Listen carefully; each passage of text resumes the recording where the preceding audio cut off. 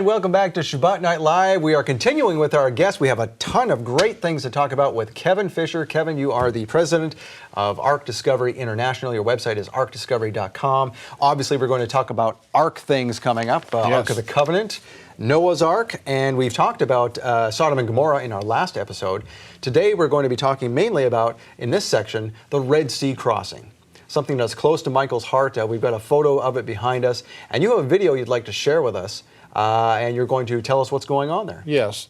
Before we start the video, we have a map here of the Sinai Peninsula. Okay. Where the children of Israel, they left Egypt proper, which will be over in the Cairo area, for instance, and they traveled east across the Sinai, and then they were told to turn south, which that brought them down through the Wadi Watur, through the mountains, and then the Wadi Watur emptied out onto this large beach that we see on the east side of the Sinai Peninsula, and the western edge of the Gulf of Aqaba. And that is Nuweiba. That's Nuweiba, and that's where we're headed to. That's the Red Sea crossing site. So in our video here, we're going to go down to Nuweiba from two different directions. We'll first start out here in Cairo, and then from there, we'll head over to Nuweiba, and then in the second part of the video, we'll be heading down from Eilat, Israel, down to Nuweiba. So here, we're starting out in Cairo, and we're driving through the city here. You can see it's quite large. You see the minarets and so forth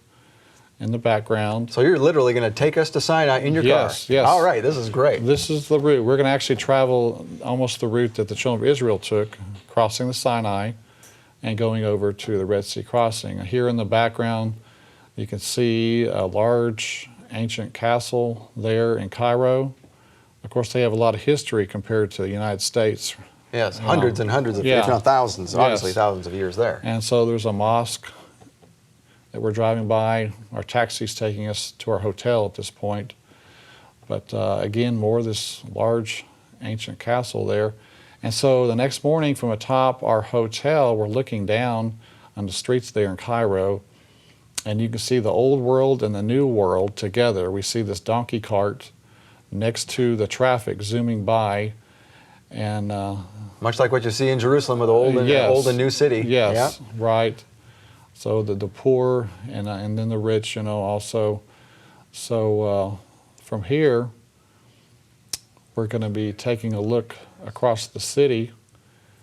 From this vantage point, you can look across the city here, and atop these type of condos they have there, apartments, a lot of the locals would bring animals on top of the rooftop. Why do they do that? Such as chickens and goats. Okay. So on top of these apartments, you can look down and see goats and chickens, and you can hear them. Here you are in a city, and you can hear, chickens and goats. And here you can see a goat here on top of the building. Pasture on the rooftop. Yes, okay. And so from trash, a lot of these goats, they feed them trash. So from trash, they end up with milk and meat, if they slaughter the animal. Lovely. But yeah, exactly, right. And so from here, we're going to look south, and in the distance, as we zoom in, we can see the pyramids at Giza, the Great Pyramid, and so forth. Right here next to the city, it's quite amazing that you could see the pyramids right next to the city from a distance. That is quite a sight. Yeah. So a lot of history here going back. And so we're headed south. We can see the bent pyramid in the distance. We got our taxi taking us down to the step pyramid, and there it is. This is the pyramid that Joseph built, Wyatt thought. And the National Geographic, they mentioned some inscriptions along the Nile River, where it mentioned that Imhotep had saved his country from a 7-year famine. So does that sound kind of like Joseph? That is a little familiar, isn't it? Yes. So Imhotep built this pyramid. It's considered the first and oldest pyramid in Egypt. Wow. He built it for his king Zoser. But at this complex are some underground vertical silos which held grain. During the 7 years of plenty, they had to store the grain someplace. So a great place to store it would be underground, where it's cooler. The grain would last longer. And so at this complex here are a series of underground vertical silos Now they had to bring the grain up, and so there's one exit point for these silos. And this is the exit point where they would go down and get the first grain out. The first grain that went in came out first. First in, first out. And so they went down these steps and carried the grain up in bags of grain. So Joseph was able to save his country. So it's the from ancient best before date system. Yes, exactly. So this made Egypt very rich, the sale of the grain. So in our graphic again here, the map, we're going to go across the Sinai, and we're going to turn south and go through the mountains to the Red Sea crossing site. That's our destination. But Solomon's seaport was on the northern tip of the Gulf of Aqaba at Elat, according to 1 Kings 9:26, and it termed this body of water as Yam Suf, or the Red Sea. That is the body of water we're heading over to, the Gulf of Aqaba. And as we're heading east out of Cairo, we're taking our taxi, and we encounter the Suez Canal that we've all heard of. And along the way here, we have to go underneath the Suez Canal. There's a tunnel going underneath the Suez. It's over a mile in length. That's one way of going through the waters on dry ground, yes, I suppose. Yes. So our driver's taking us through the tunnel here, and we've got an abbreviated video segment of it as we enter. And it's a quite nice, but it is a small, 2-lane tunnel. But then we come out the other side after driving over a mile, and we have just left Africa, and we're now in Asia. And we're going to go across the Sinai Peninsula, similar to the route that the children of Israel took. And albeit not on asphalt. Oh, yes, right. Along the way, we saw this truck in front of us that said, "I love Jesus." Of course, we're in a Muslim country, but we thought that was interesting. That's very gutsy in a Muslim country. Right. And so we went through some checkpoints on the way, going through. Were you ever questioned about your video along the way by those in the checkpoints? Well, usually our driver would tell us to put the cameras down. Probably a wise choice. Yeah, right. We don't want to be hauled off to jail. No. So along the way, you see all the flat terrain. This would enable them to travel more quickly across the Sinai. They want to get out of Dodge as fast as possible. And 3 million people in tow, if not more. Yes. So again, we're taking video, different segments along the way. Again, you see the flat terrain as we're heading further east. And again, this may be an area where we kind of headed south. And again, you see a really flat area where the children of Israel would have journeyed through here. They would have never suspected that they would be entangled in the desert, as the word says, encountering a Wadi Watir after seeing this. Yes, I'm sure a lot of the men that knew the area, when they turned south, they became concerned, where is Moses taking us? Right. But well, as Michael Rood points out in his video, Nueva, in the beach, you're pretty much cornered. You've got wilderness to one direction and armies to the other. Yes, right. And so in this area, we're getting closer to the Wadi Watur that goes through the mountains. Again, the flat, nice terrain. And here's the beginning of the Wadi Watur. It's a wider area, but you see the mountains on the right and the left. And plenty of room through here. It's a nice, generous, wide area. You almost wonder if they thought, great, we're going to be hidden in here, and that's going to be a good thing. Yes. But was not the case. They found out later, they came to a stop. So here's the wadi we're going to travel through to get to the large beach there. And this is where it will exit later. This is from Google Earth. Can you imagine getting millions of people through there? That would have been a feat in itself. It became tight at some point. But in the distance, we see the mountain we'll head to later in our next segment, Mount Sinai over in Saudi Arabia. But you can see the orientation of the crossing site to the Mount Sinai in this graphic here. So here we are, we're going through the Wadi Watur. We see the mountains. This is a nice wide area that we stopped. And it's still fairly passable here. Yes. Does not look like a threat at all. Right. But as it gets narrow, we can see here it's much narrower. and things were a bit congested. And there is nothing there. I mean, no wonder they were concerned. There's no food, there's no water, Yes. just a bunch of rock. And Right. so, And you can't take your wagons over top of these mountains here. No. Look how steep this is. we have to remember there's no asphalt in that day. I mean, there's no smooth road. They're feeling every bump. They're Yes. likely twisting ankles trying to get away Yeah, so fast. Exactly. And so, winding our way through this narrow area, it gets more and more narrow. Here we make a turn through a narrow spot. And I think we may pan up at some point, and you can see how steep these large mountains are. So it says in Exodus 14, they're entangled in the land, the wilderness hath shut them in. So Exodus is telling us they're going through the Wadi Watur, they feel all shut in, they're entangled, they're winding their way through these narrow mountains. And Yeah, for those who argue a different crossing point, that verse would not make sense. Right. Where are they going to be Right. literally entangled? yes, and you can see how steep it is, very steep there. We shot up there, and again, very narrow. You're not going to go over top of these mountains, but Josephus said, for there was on each side a ridge of mountains that terminated at the sea, which were impassable by reason of their roughness and obstructed their flight. So again, he is agreeing with what the Bible is saying about the mountains. And even with more detail that would further that is prove. terminating at the sea. And here we're getting closer to the exit point, closer to the beach where they'll come to a stop. In the distance are the end of the mountains. And this is the end of the Wadi Watur. You can see here where it's washed out recently. Now, had you wondered as you were approaching this, where did that fire come down and separate the Egyptians from the We will Israelites? see evidence of it. Really? Yes, we Okay. will show that to you. So here we're getting closer to the exit point of the wadi. In the distance is the beach, and past that we can see in the distance now the water of the Gulf of Aqaba. Now, there's something on that beach modern, is there not? There's some kind of, there's some buildings there. There is, and we'll see that, yes. So there's the wadi we traveled through. We're now at the beach at Nuweiba.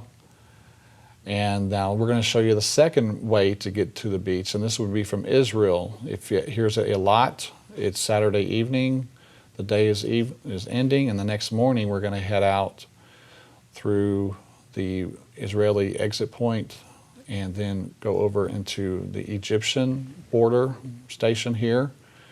And so the Taba Gateway, and we had our driver waiting for us, ready to take us. We're heading south about 50 miles, heading down to Nuweiba. And This is the Israeli way. this is from Israel, yes. Okay. You can get to it from Israel. And on the left, we can see the waters of the Gulf of Aqaba. So I'm here in the back seat. We see the water Oh, there it is there, yeah. on the left, the Gulf of Aqaba. That is the Yam Suf, or Red Sea, spoken of in the Bible. There is the Pharaoh's Island, built in the 11th century by the Crusaders. I guess they were controlling movement through the area. It's a very interesting castle. And here in Egypt, things are poorer compared to Israel, but a lot of vacant buildings, a lot of unemployed. But we're continuing to head south. Now, when was this video shot? This was November of 2016. Okay, so this is after all the unrest and the Arab Spring Yes, and all the rest of it. yes. And then there's Nuweiba, jutting out into the water, 5 miles long, 3 miles across. So it's large enough to hold 3 million people. That is larger than one imagines seeing the photos from Yes. the aerial view. In the background there is the Wadi Watur we came out of, Okay. emptied out onto the beach here. This is from our hotel. And you can see the Wadi Watur right there. So this is what, minus the buildings, of course, this is what the Israelites saw. Yes, When they some- looked back and saw the yeah. Egyptians coming. Some have called this Piharoth, mouth of the hole or canyon, which is, it's a major point to make note of because you're exiting the mountains. So it may be Piharoth. And then here is sunrise the next morning.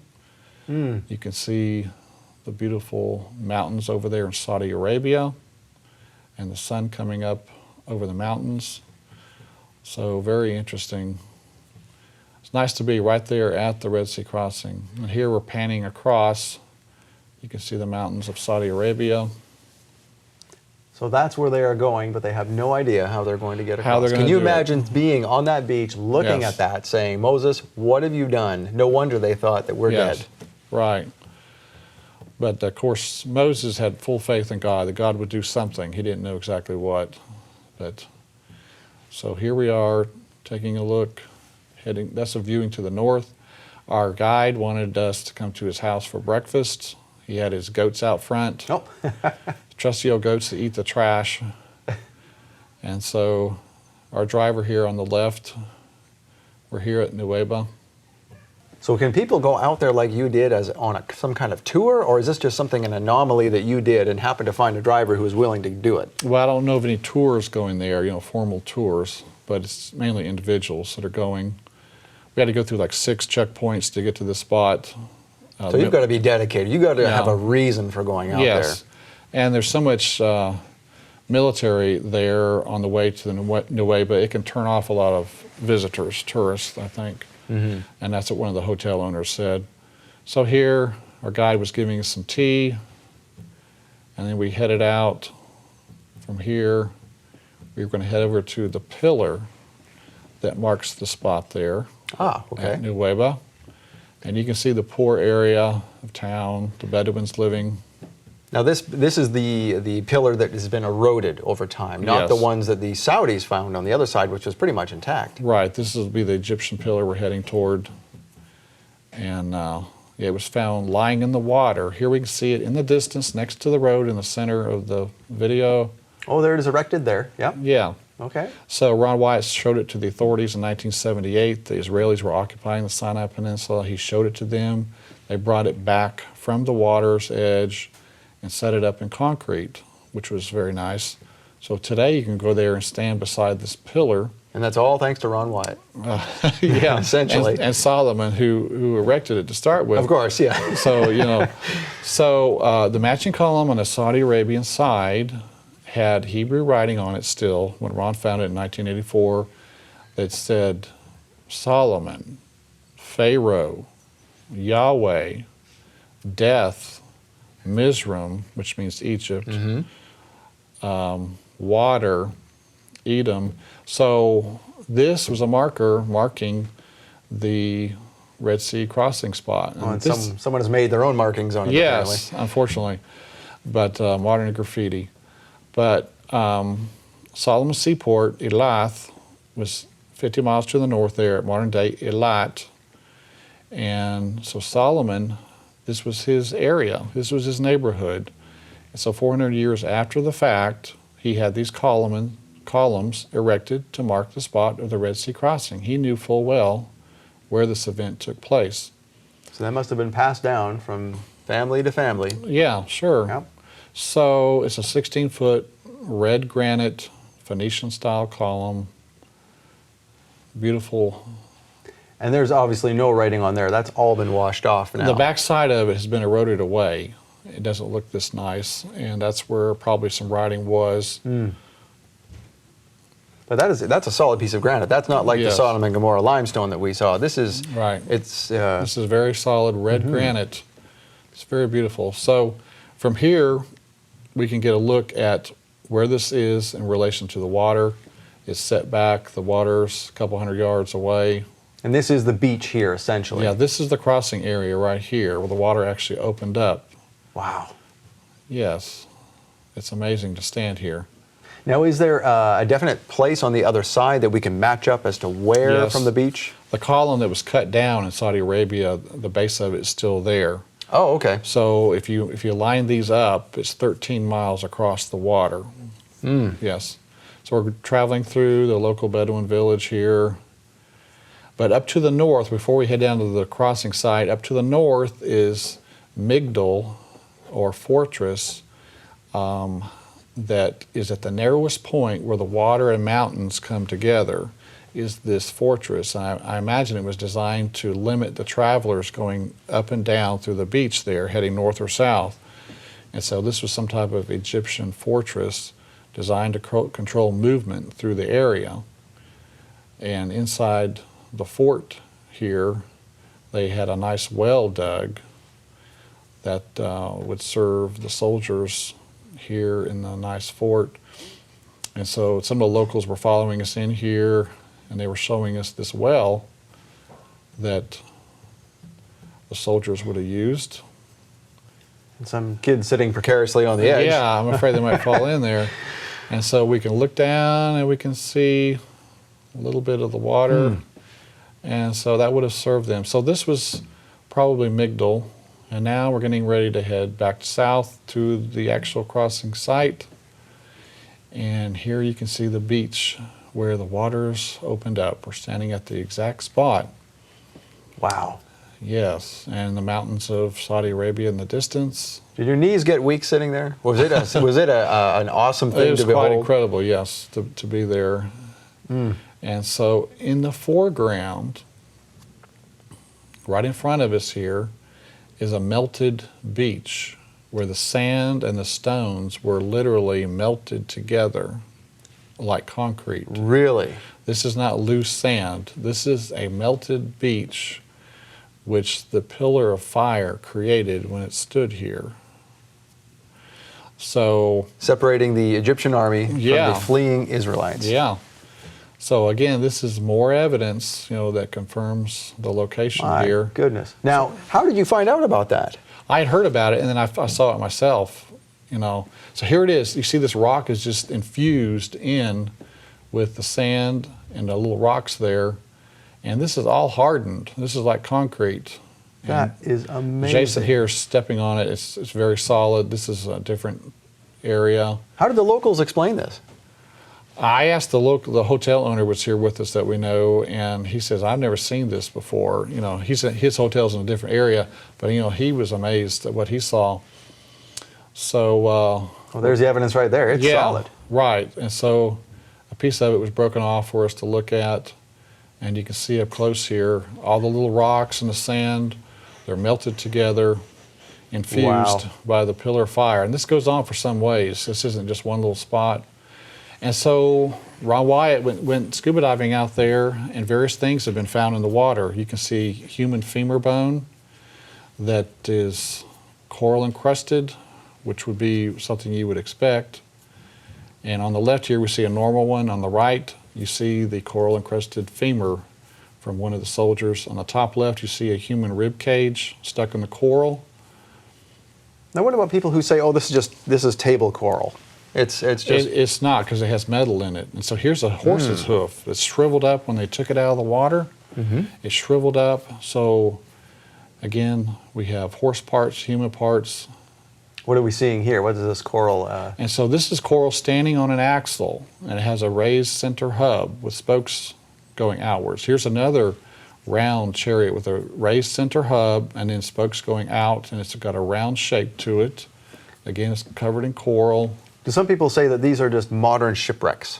Some people have said that, but again, this agrees totally with the design of the chariot wheels. With the raised center hub and using metal detectors, there is metal in the center. There are spokes going out. This is a 4-spoke wheel with 3 spokes left.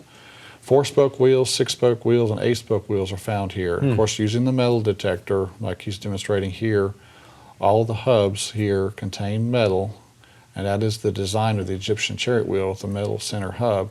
Now here is a gold-plated wheel.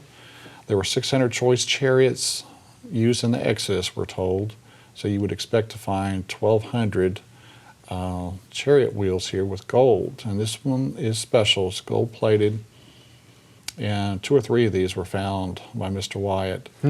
Now we see a more shallow area where the Red Sea crossing took place. It's shallower here compared to the north and compared to the south. It's still deep. It has to be a deep area.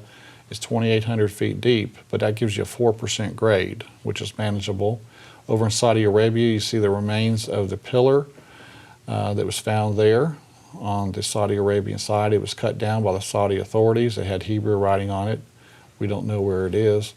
But there in the Saudi waters, Viveka Ponton went scuba diving, and she found this beautiful chariot wheel in the Saudi Arabian waters.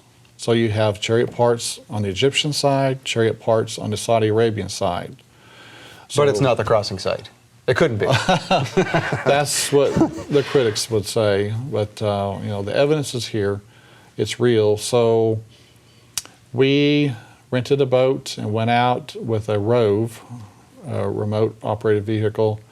Had a 100-foot tether, and so we were going to do some little inspecting ourselves. So this is a submarine camera. Yes, for a few hours. And we didn't have days and weeks to do this. We had a few hours. We rented the nice boat here to take off. We headed down toward the south end of the beach. We're headed toward that area, and you can see the waters extending over to Saudi Arabia in the distance. And so were you stopped by the Saudi authorities like Leonard Mueller was? Sometimes they do, yeah. If they suspect you, they'll come over and see what you're up to. But so now we're in the approximate area, and we're gonna throw the drone into the water. So you closest to which land is that there? We're close to Egypt close here, to Egypt. Saudi, Right. Sinai Peninsula. So we're getting it ready for another launching here. So here's the camera. It's got 3 propellers. And it's giving us a live feed back up into the boat. And so that day we were able to see something that looked round, but we couldn't confirm that it was a chariot wheel. So here we're launching it, and then here's an instant replay on board the Rove. The Rove's videoing this, and so we're down in the water. So where you are is not that deep where you are right here. Right, Close to the it's land. not that deep, yes. And so you can see some coral parts here. But again, coral doesn't grow on sand. That's there has true. to be It has something for it to attach grow to on. something, yes. Mm-hmm. So obviously there has to be something down there. Yes. But this area is very remote. I wouldn't imagine that it's, you know, pieces from from modern humans, because why would they be there? There's nothing there. Yes. So some of these objects here may be from the, the Pharaoh's armory. We can't tell for sure. This is fascinating. So we have the video from the Red Sea crossing. Thank you for showing us your trip down there.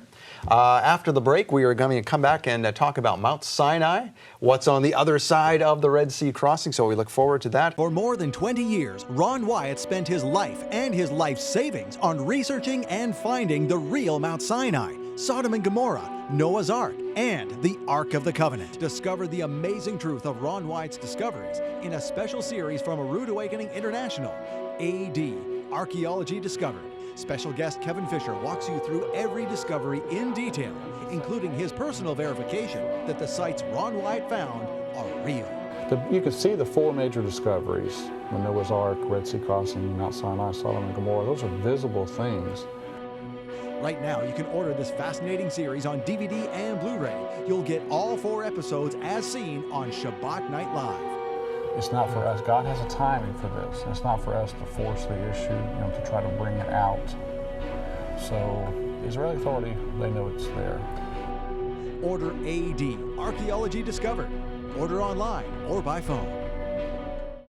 And welcome back. If you decided to support our ministry, thank you very much for doing so. You can donate anytime by going to roodawakening.tv or 888-766-3610. Again, thank you very much. Now, we're with Kevin Fischer from Ark Discovery International, and we meant to get into something before the break, and that was Kadesh Barnea. We're going to talk a little bit about that and then get into Mount Sinai. But tell us about Kadesh Barnea. This is the second location where Moses struck the rock. Okay, hold on. Wait a minute. Yes. Second location. Yes. What's that about? Well, the first location was at Mount Sinai. Okay. He was told to strike the rock, which he did. It split. The water came out. Well, they moved over to the Kadesh Barnea area, and he was told to speak to the rock. But instead, out of basically anger, he struck the rock, and the water came out.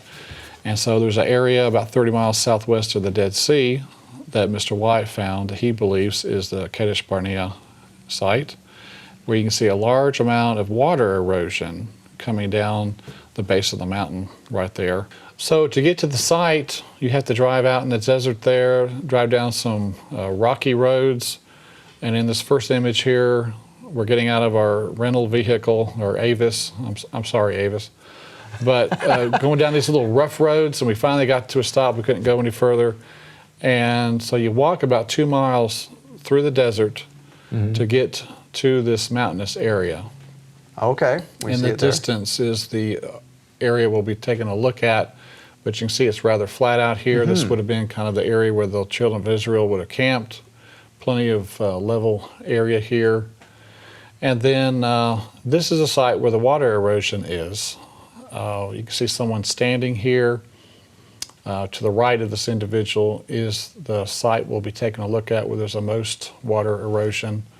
But this is the site where Moses struck the rock. Now, in the next slide here, we can see a large amount of erosion coming down the mountain. It's eroded away. Okay. This rock, I mean, these are large cutouts in the rock caused by a lot of water. This isn't a trickle of water, but a real gully washer coming down here constantly, eroding away the rock into channels. There's actually large channels here as deep as 6 feet going down. And in the distance here in the left, where the individuals next to the stone, that is a baffle rock stone, they call it, where it was approximately 6 feet deep there, the channel that was being cut out, and the children of Israel stuck this rock down in the channel to force the water out, to spread out the water, basically. Okay. Like a dam, essentially. Yeah. Okay. So here you can see the eroded areas. Still some pools there? Yeah, these are deep. Apparently there had been a light recent rain here in this particular case when we were there. And again, you can see more of the eroded areas of the rock, more evidence of a large amount of water creating these deep channels coming down. And here we're looking down the side of the rock here, more of the deep channels. So is this recognized by anyone as being this site? It's not officially recognized. Again, this is one of the discoveries that's not recognized by the majority.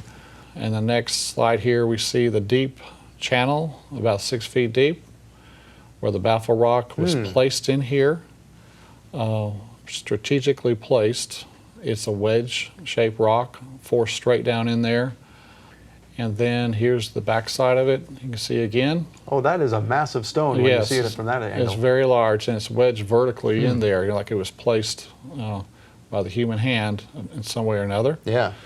So, and just above this, we'll take a look to the right of this, but again, you can see the baffle rock, and then where the water would have run downhill out into the encampment to give refreshing water to the children of Israel. Now, have there been any artifacts found out there, like some pottery and things? Well, Ron Wyatt did find some pottery, grinding millstone out there. So artifacts have been found in the encampment area. So regardless of what you want to believe, people did live there at some point. Yes, there's evidence, yes. And using Ron's subsurface interface radar and gold detecting equipment, he did find an area where he was getting a reading for gold, where some of the people could have been buried in that encampment area. Oh, so this so they wore their gold, and so this is a cemetery. After they were buried, they wore their gold to their death. So some were buried with their gold. So again, this is a distant view. We can see way out in the valley there, and just above this site, above where the baffle rock is, we can see an area in this spot. This is probably 40 feet from the baffle rock. And this area here, this appears to have been the area of the source of the water that was coming out. And here you can see the exact hole. It appears that water was shooting out of this hole and running downhill. And you can see the water here, the rocks here have been worn smooth. But so that's the Kadesh Barnea that Ron Wyatt believes is the real site of the event where Moses sinned. The second striking of the rock. The second, yes. A different location. Yes. Interesting. All right. All right, well, we're going to get into Mount Sinai now. We have another interesting presentation here, Kevin. So tell us about Mount Sinai. So this is a photo taken in Saudi Arabia looking back across over to Egypt. This would be a sunset photo. You can see the nice palm trees here in the foreground. But some people are probably asking, why are you over in Saudi Arabia? The reason we're in Saudi Arabia, as we can see on the map here, is because the Red Sea crossing that we saw earlier is found at the Nuweiba Beach in the Sinai Peninsula, and it's in the Gulf of Aqaba. And Midian is where Mount Sinai should be. Midian is in Saudi Arabia, near the mountain here, Mount Sinai. All maps that are historically accurate will show Midian over here in this area of Saudi Arabia. Midian is where Moses fled to escape the punishment of killing the Egyptian. And 40 years later, he was at the mountain of God. And Because you will worship me on this mountain. yes, he was to bring the children of Israel back to this mountain, the fire incident with the burning bush. So he was in Midian at that point, and he was to bring the people back to that location. So we want to be looking in Saudi Arabia. So You know what I find interesting too is even though Ron Wyatt and Michael Rood and others say it's here, they're not the only ones. You have on your website some other quotes from some very knowledgeable and notable people. Yes. For example, Dr. Roy Knutson, he's a professor of biblical archaeology, says the visible evidence is quite overwhelming that the location of the true Mount Sinai has been discovered in Saudi Arabia. yes. Herschel Shanks, you mentioned Herschel Shanks to me when we were talking before the program. He says Jabal al-Laz is most likely the site for Mount Sinai.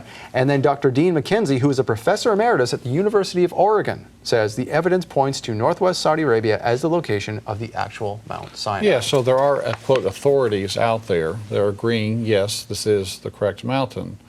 And this is the place where Ron, he crossed the border in 1984 on foot from Jordan into Saudi Arabia, he and his sons, and they walked through the desert. It was a very strenuous hike for them, and that's when he was taken prisoner, supposedly, being accused of being an Israeli spy. But Ron Wyatt found this mountain there, and he asked the locals, and the locals said, Jabal Musa Hena, or the Mountain of Moses is here. And so you've got a local tradition out there that, yes, this is the Mountain of Moses, and of course they do respect Moses, the Muslims do. Now there's two names there, Jabal al-Laz and Jabal Musa? Yeah, Jabal Musa Hena. They call Musa it the Hena. Mountain of Moses. Okay. Yeah, is what they call And we're it. talking about the same place? Yes, same mountain. place, same Okay. as Jabal al-Laz, yes. And so here is the beach on the Saudi Arabian side of the crossing site there. Where the Israelites came over, Yes. from Nueva. And that's where we saw in the previous segment where the chariot wheel was found. Ah, okay. In these waters here, so this is a continuation of the crossing site. And so from the beach area, you can also see where the column was cut down. The column that had the writing on it, death, Mizraim, Pharaoh, Yahweh, Solomon, water. So this was a column marking the spot for the Red Sea crossing. The authorities cut it down and took it someplace. We don't know where it is. And what's interesting, there's two columns, and people might say, oh, well, that's just each culture had their own traditions of raising columns for this and that. But these are matching columns. They're the same granite. Yes, they're from opposite sides of the crossing site, strategically placed, and then you have the chariot parts in these same waters. So they were placed there on purpose, for a reason. Pillars were used, in ancient times to mark places or events. And so, we can trust these columns in this particular case. Solomon's Seaport was just to the north. He knew of this area, what was going on here. So in our next slide here, we can see Tim Mahoney in the foreground, and in the background, you can see the split rock, the first split rock. Yes, okay. So we went from the second one back to the first one here. And of course, Tim Mahoney, he is with the website patternsofevidence.com. They're putting together a documentary on this and the Red Sea crossing. But you can see in the distance the split rock on top of a 300-foot tall hill. The split rock is 50 feet in height. It's a very prominent rock. Now in Numbers 20:11, and Moses lifted up his hand, and with his rod he smote the rock twice, and the water came out abundantly, and the congregation drank, and their beasts also. So God provided for them. He gave them provision. And Water for 1 million people. Yes. And probably several million so animals. Probably 3 million people, plus their livestock. So some people have been able to make it over there. The country is closed. You cannot get a tourist visa. So to get into the country is very difficult. And then getting out to the site, you have to have permits usually just to get to that area. But here you can see the split rock where you can see a large amount of water erosion. A large amount of water erosion coming down from the rock. In the foreground here, you can see channels being cut into the rock. The water has eroded the rock to a smooth surface here. And this is the rock that in modern Western times that Jim and Penny Caldwell, I mean, the Bedouin have always known this is here, but this is where Jim and Penny Caldwell discovered this one. Yes. After Ron discovered the mountain, Jim and Penny went out there and they also found this rock. So very, very large rock. The split in the rock is so large you can actually walk through it. You know, and a large amount of water erosion inside the rock itself. Here you can see how it stands out prominently above the peak there. And so here you can see the split in the rock where a person could walk through it. When God split it, it sure split, and then the water erosion coming up out of there, spewing up, it created more space probably in the rock, eroding it away. And you can see water erosion coming down from the rock. Yeah, and even if you saw this and you were a skeptic and said, well, that rock has always been split, or it's a natural outcropping, and that erosion is wind erosion, well, you're not going to have wind erosion flowing down in a pattern similar to what water would create. Yes, this is definitely water erosion coming down. Again, this is a desert area, very little rainfall at all out here, and yet all this water erosion you can see on the rocks coming down from this giant split rock. So God did provide water for them lovingly, even though they were impatient and rebellious, kind of like us, I guess. Aren't we all? Yes. Yeah. So in our next slide, you can see Ross Patterson. He's standing next to the split there in the rock. Now, those who are not familiar with Ross Patterson, who is he in relation to all of this? He's a friend of mine in New Zealand who Okay. also promotes Ron Wyatt's work. Oh, very in his good. presentations, and he was able to make it out there. And so our next slide, we can see the altar Jehovah Nissi in the foreground. And in the background, we can see the split rock once again standing up. Very prominent rock in the background. And So this is an altar of some this kind mentioned here. in the Bible, yes, this altar. So again, this is matching the biblical account once again. And there's also some circular rock formations. I don't know if they held the bottoms of the tents down or something, but you see some round rock formations where the children of Israel were encamped in this So area. that's similar to what we find in North America with the Cherokee Indians and such across the country, that in certain areas where they would camp, there's these circles where their tents were. Okay, yeah, the at different teepees, times of the year, yeah. Sure, yeah. So over on the other side of the mountain is the front of Mount Sinai, and you can see in the distance the blackened peak of the mountain. Once again, the Bible says that the mountain was a smoke. It was on fire. And so the mountaintop here is blackened.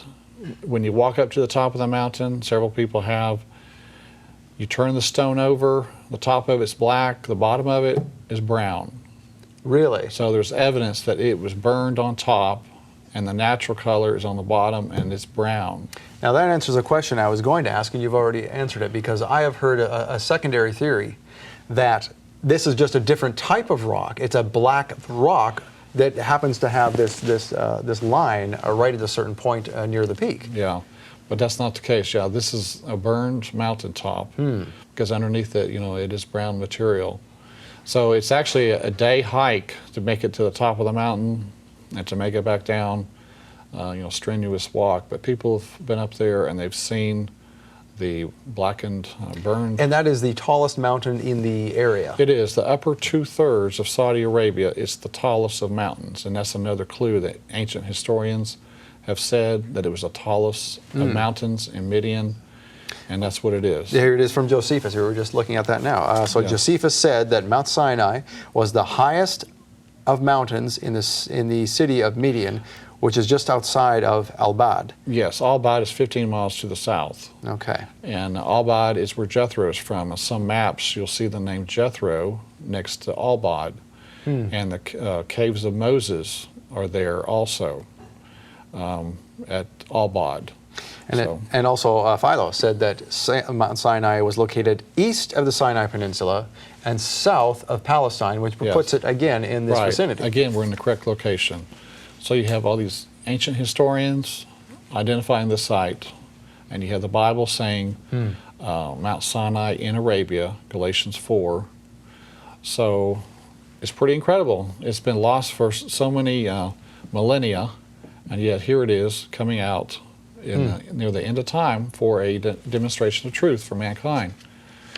So Exodus 19, and Mount Sinai was altogether on a smoke, because the Lord descended upon it in fire, and the smoke thereof ascended as the smoke of a furnace, and the whole mount quaked greatly. My friend Aaron Sin was out there around 2003 with Tim Mahoney, and again you can see the blackened peak in the background, and at the base of the mountain, we'll see a little bit later, is the remains of an altar, once again fitting the biblical account. You can see a guardhouse on the right edge of this photo. They put a fence around the front of the mountain and a guardhouse and a sign telling people to stay away. This is an archaeological area. So the Saudi authorities are recognizing this as an archaeological site. Well, having put that much effort into it, they know. Yes. They know darn well what this is. Sure. And then another photo here from a distance further back from the mountain. You can see, again, the encampment area, and the left side of the photo in the distance, that's an area where Elijah's cave is. And here in the very center of the photo is Elijah's cave. It's in a shadow, but it's in kind of the very center of the photo here. Oh, yeah. Yeah, you can see it there. Yeah. And he, Elijah, arose, he did eat and drink, and went in the strength of that meat 40 days and 40 nights unto Horeb, the mount of God, and he came thither unto a cave and lodged there. 1 Kings 19. Now, how many people would catch on to that this is the same? Because we hear of Elijah's cave, but normally you wouldn't tie the two together. You wouldn't stop at Mount Horeb. Oh, yes, that's right. This is the same place. You know, it's funny that it's just all in the same area. Everything matches here, you know, the biblical account. And this is taken from inside the cave, and we're looking out into the valley below. This is quite a photograph here. Wow. Now, that is, there in the photo you can see that's the Saudi government's buildings, is it not? Well, actually those are Bedouin buildings out in the Okay. far distance. But just in front of that, toward the mountain a little bit, is the fencing they put up, the Saudi authorities, to keep people out. And there's all kinds of things down there. There's even a modified corral of types. There is, remains of an altar, remains of pillars at the base of the mountain. Here's another photo of the cave. It's not real deep, but nevertheless it is something to provide shelter from the rain and so forth. Now, Google Earth, you can look about 20 miles southwest of here, and you can see Elim. Elim was where there were 12 wells and 70 palm trees, we're told. And if you go there today, there's still 12 wells at this site. So this is no doubt Elim. Yes, so this is, again, confirmation we're in the right area. And it's on the right trail. It's on the way, is it not? Yes, it is, right. And so we're back at Mount Sinai again, and Ross Patterson is pointing to a spot in the distance. This is where the golden calf incident took place. We're going to see that shortly. But this will give you an idea of how Moses is coming down the mountain, and he could have seen the dancing and the apostasy taking place. And of course, his anger became hot, righteous indignation against the apostasy of the people. In Exodus 32, and it came to pass as soon as he came nigh unto the camp, that he saw the calf and the dancing, and Moses' anger waxed hot, and he cast the tables out of his hands and brake them beneath the mount. So that's what he saw. And here we can see, this is an aerial view of the large rocks where the golden calf was placed on top of this. The Saudi authorities, they have placed a fence around this once again, and there's a sign saying this is an archaeological area, stay out. And the clue is that there are paintings on the side that are not indicative of that area, are they? That's right. You've been there, I guess. I've seen photographs. Okay. Yeah. So here we are. This is a closer shot of it. And on the sides of this, as you say, there are inscriptions of the Apis bull and so forth on the side of this from Egypt. So they came from Egypt. They're accustomed to this, Egyptian bull designs and so forth. And here Ross is next to one of them. And that is not native to that area. Right, That's right. the key. The Saudi locals, do not draw this type of Egyptian drawing on the rocks, in their area. So this is something brought over from Egypt, these designs and so forth. So, and then Ross is next to some other carvings here, more bulls and calves, and you see a camel and so forth. So a lot more inscriptions here showing people were here, and again, it's tied back to Egypt. Now, how long ago was this that you could get that close to this? Because you can't do that anymore. Right, you can't get a tourist visa. You have to get some sort of special permission from the government. You can't just send in an application for a tourist visa. You have to get a special permit, and that's extremely difficult. And you would have to hop the fence now, too, to get this kind of photograph. Yes, to get inside some of these areas, you can go around the fence. Some of them have. But of course, they're not damaging anything. They're keeping everything pristine. So, and here's some more drawings Ross is next to. This is out in the encampment area. Oh, so this is not at the altar itself. There are more of these. These are a little bit away from the actual golden calf altar. These right here. Oh, okay. Yeah. And then this is Dr. Kim, who was out there, went out there 12 times. He worked for the Saudi prince, and he found numerous drawings out here also. He also found these artifacts, incredible amount of pottery and so forth in the encampment area. And he was, wasn't he a personal physician to the king? He was to one of the princes, yes. Yes. And then he found, if you can see here, the arrows pointing to a menorah. He found an inscription of a menorah where it was actually made there at Mount Sinai, the golden candlestick. So this is where it was made, and this is the oldest image ever of the menorah or golden candlestick. And again, he found it there. Even if you were to argue that, what would a Hebrew inscription be doing in the middle of a Muslim Arab country? Exactly, yeah. This is showing the Jewish roots of these drawings out there and of the people that were there. And then Ron Wyatt found this millstone in the encampment area. Once again, evidence of the people occupying, and this would have been used with manna, grinding up the manna. So this is, a manna stone, so to speak. Wow, Pretty absolutely incredible. amazing. Well, we're going to have to cut it short, Kevin, but you know what? We're going to come back. We're going to come back because we have a lot more to talk about. We've covered several very interesting, fascinating topics so far. And we're going to come back next episode with the Ark of the Covenant. So we'll talk to you more about that. And in the meantime, thank you for watching. Please support this program. You are our only means of support. There are no corporate sponsors. You make it happen. So go online to aroodawakening.tv/give, and you can give there or give us a call at 888-766-3610. Until then, next week, we will see you. Shalom, and we'll be back.